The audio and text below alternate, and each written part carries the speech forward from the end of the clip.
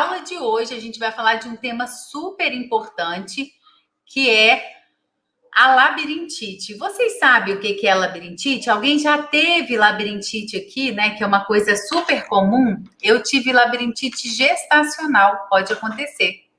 A gente não vai falar dela hoje, né? Mas pode acontecer. E a labirintite é uma situação super incômoda, né? Porque as pessoas se sentem às vezes se sentem mal, né? Se sentem tontas, e isso pode causar queda. Então, você que assiste o idoso, se por um acaso, né, você perceber que o seu idoso tá com labirintite, você tem que tomar muito cuidado, porque esse é um dos maiores motivos para queda do idoso. Então, você tem que estar muito atento. E aí, como eu sempre falo com vocês, não adianta só você cuidar, você tem que entender o que é. Então, o que é a labirintite, Irlane? O que faz a pessoa ter essa sensação, né? Lá na cabeça da gente, o que acontece, né? Por que a pessoa fica tonta? Por que dá essa tonteira? E hoje a gente vai entender isso, né? A labirintite é o nome popular que se dá para os transtornos do labirinto, tá? Então, o nome popular é labirintite. Uma estrutura interna do ouvido. Então, isso está lá dentro do ouvido, composto por cóclea, por vestíbulo e por canais semicirculares, tá? Problemas na região podem afetar a capacidade de ouvir e, principalmente, geram tonturas e queda. Aqui, ó, tem o desenho para vocês poderem visualizar. É lá dentro do ouvido. Então, ó, aqui tem o rosto da pessoa. Imagina lá dentro do ouvido. Então, eu fiz como se fosse um foco, né? Eu tirei a foto lá dentro e coloquei ela aqui para fora para vocês entenderem. Lá dentro do nosso ouvido é dessa forma, ó. Tem o aparelho vestibular, a cóclea, o osso temporal, o cérebro, né, passando aqui em cima, ó. Então, todo, né, o labirinto é formado pela cóclea, o aparelho vestibular e o osso temporal. Quando ocorre alguma alteração, né, alguma infecção, alguma inflamação, a labirintite, né, que é o nome popular, ela acontece, ok? Aqui, ó, é um outro desenho para vocês poderem entender, né? O ouvido externo, que é o que eu tô vendo, tá? Esse é o ouvido externo. Lá dentro tem o ouvido médio e tem o ouvido interno, ok? No ouvido médio interno é onde está o que acontece o labirinto, os canais semiculares, os nervos vestíbulo-cocleares para o cérebro, né? E a cóclea. Então, isso é lá dentro, né? É a estrutura mais interna do ouvido. Entenderam? Para vocês poderem localizar. É muito importante vocês entenderem exatamente aonde que está. Essas inflamações lá no interior do ouvido podem ser disparadas por inúmeras razões. Então, falar assim, mas por que causa labirintite? O que causa labirintite? É a mesma coisa que falar o que causa dor de cabeça. São muitas as causas, tá? Então, muitas situações podem causar labirintite. Não é só uma, são várias. Igual dor de cabeça. O que causa dor de cabeça? Várias situações. Eu descrevi algumas aqui, mas são várias, tá? Descrevi as que mais acontecem. Mas só o médico, né, vai poder fazer o diagnóstico correto, tudo bem? Infecções virais causam labirintite, tumores causam labirintite, estresse, doenças circulatórias, quando a circulação está alterada, diabetes, hipertensão. Então, isso tudo pode causar labirintite. E aí é muito importante, por exemplo, na diabetes, na hipertensão, essas doenças estarem controladas. Para quê? Para que não ocorra outra vez, né, outro episódio de labirintite, tudo bem? E os fatores de risco? O que são os fatores de risco? O que causa, né? Quais são os agentes causadores, né? da labirintite. E aí, ó, voltamos para aquela história, Irlane. Qual história?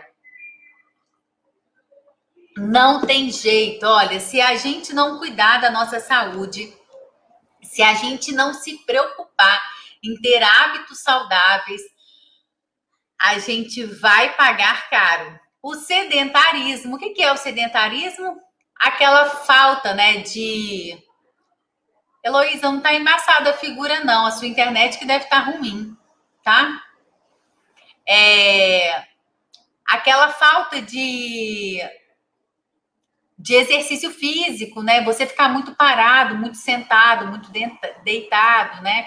A idade avançada, a pessoa que tem a idade muito avançada, a pessoa que no dia a dia consome muita bebida alcoólica, muito cigarro, que faz muito mal para a saúde, as pessoas muito ansiosas, pessoas com infecção de ouvido constante, né? Tem pessoas que têm problema de ouvido constante. Então, essas pessoas têm maior possibilidade de ter a doença de labirintite. Indivíduos saudáveis que fazem atividade física, que procura ter hábitos saudáveis, têm uma menor possibilidade de ter a doença, tá? E quais são os sintomas? Os sintomas também são variados, vai depender principalmente de onde vem, qual é a causa, né? Dependendo da causa, vai variar o sintoma. De uma forma geral, a pessoa sente o quê? Tontura. E essa tontura também varia muito. Tem pessoas que sentem a tontura que ela não consegue nem andar, não consegue levantar, que ela se sente muito mal. E aí, se o paciente relata para você uma vez, sentir que eu tô tonto, você não deixa esse paciente sozinho, tá? Fica ali do lado dele até ir no médico. Então, começar a tomar medicação e passar ali uns 2 dias e ele falar que não tá sentindo mais tontura, tá? Porque do nada ele pode sentir a tontura e é muito engraçado, parece que gira o teto, né? E aí a pessoa tem aquela vertigem e ela cai. É algo que é incontrolável. E aí a gente tem que ter cuidado porque é idoso, né? Então a gente tem que ter um cuidado maior, ok? E aí tem pessoas que só sente que tá, tipo, um pouco tonta, né? Não sente nada demais. Então vai variar de pessoa para pessoa, tá? Tem pessoas que têm dificuldade para focar. Então ela quer focar no lugar, mas não consegue. Parece que a vista não foca, tá? Tem pessoas que têm sensação de que tudo em volta, né, está movendo, está rodando. Isso era o que eu sentia quando eu tive. Eu via as coisas rodarem e isso era muito ruim. Dificuldade para ouvir com clareza. Então, quem está com problema, né, no ouvido, às vezes não escuta bem, às vezes sente que tem aquele tampão no ouvido, né? Sente zumbido, sente que está com perda auditiva, não está ouvindo direito. Tem pessoas que têm dor de cabeça, tem pessoas que têm tontura, vertigem, sente vontade de vomitar, tem pessoas que realmente passam muito mal. Então, assim, isso vai variar muito de pessoa para pessoa. No final da aula de hoje, eu vou passar uns exercícios para vocês para vertigem, bem bacana. Então, fiquem comigo até o final da aula para vocês aprenderem uns exercícios bem legais, tá bom? Lá no final da aula, eu vou passar para vocês. Que vocês vão poder fazer com os idosos também de vocês, né? Quando eles estiverem sentindo algum sintoma de vertigem.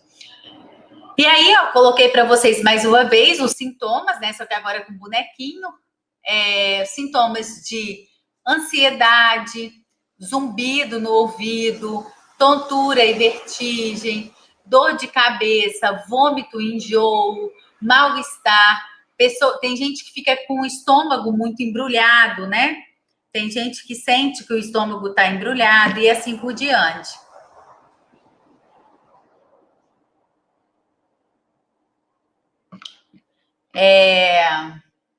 E o diagnóstico, Erlane, como que se realiza esse diagnóstico? E aí,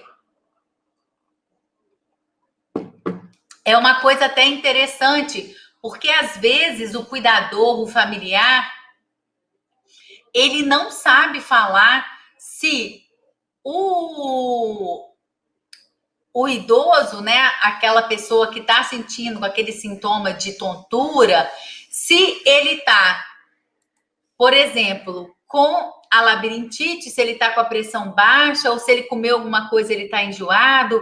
Então, é muito importante ir ao médico realmente para poder fazer esse diagnóstico, para que o médico, né, faça a avaliação e veja o que vai ser melhor para realizar com esse paciente, ok?